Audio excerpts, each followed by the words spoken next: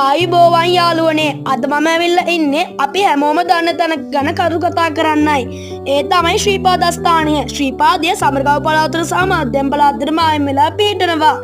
අප මහා තථාගත බුදුරජාණන් වහන්සේගේ දක්ෂිණ ශ්‍රීපාදයේ තිබෙන්නේ මේ ශ්‍රීපාදස්ථානයේ. එදා සුමන සමන් දෙවිඳු බුදුරජාණන් වහන්සේට වඩින්න කියා සිදු කෙරු ආරාධනාව මතයි බුදුරජාණන් වහන්සේ මේ ශ්‍රීපාදස්ථානයට වැඩම කරන්නේ. ශ්‍රීපාදයේ පිහිටා තිබෙන්නේ මනරම් කන්දකයි. ඒ සමනල කන්දයි. ඉතින් සිරිපා කරුණාවට වාරයක් සහ වාරයක් තියෙනවා. මේන් වාරයේදී අපි සිරිපා කරුණාව සිදු කරනවා. එය උදවක් පොහොයෙන් අරබා වෙසක් පොහොයෙන් අවසන් වෙනවා. ඒ වගේම විවිධාකාරයේ ජන කොට්ටාස මුහුදු මට්ටමේ අඩි 7400ක් පමණ මේ කන්දේ ඇති සිරිපාදේ නරඹන්නට පැමිණෙනවා. සිරිපා කරුණා කිරීම රත්නපුර දිස්ත්‍රික්කයේ සහ ඇටන් දිස්ත්‍රික්කයෙන් වැටි ඇති මාර්ග දෙකක් කින් යන්න පුළුවන්. ඉතින් ඒ අතරින් දුෂ්කර මාර්ගය රත්නපුර දිස්ත්‍රික්කයටයි තිබෙනවා.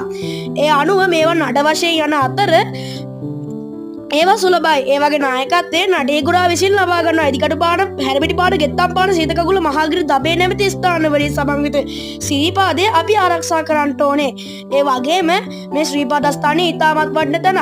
දැන් ඉස්සලකල් ශ්‍රීපාදේ නගින ටිකක් අමාරුව පහසු වුණත් දැන් ශ්‍රීපාදේ නගින්න හරි පහසුයි. වෙහසක් නැහැ. ගිබන් කඩන ස්ථාන ගොඩක් තියෙනවා. ඉතින් අපි මේක ආරක්ෂා කරන්න ඕනේ. ඕගලන්ට උත් ගියත් අපිට ෆොටෝ එවන්න. ඉතින් අද අපි කතා කරේ ශ්‍රීපාදේ ගැන. සුබ දවසක්.